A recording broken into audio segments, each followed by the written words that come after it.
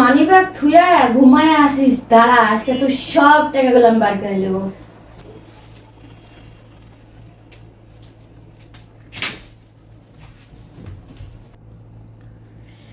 আজকে সব টাকাগুলো বার করে নেবো।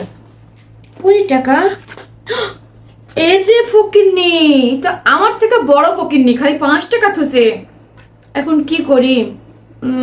যেহেতু 5 টাকা আছে, বাজারে যা তোর কিছুই হবে না, আমি কিছু টাকা দিয়ে দিই। চুরি করে রাখিছিলাম টাকাগুলো, এখন যেই পকেট থেকে চুরি করেছিলাম সেই পকেটে এখন দেওয়া লাগবে। 1500 টাকা আছে, 1500 টাকায় দিয়ে দিই।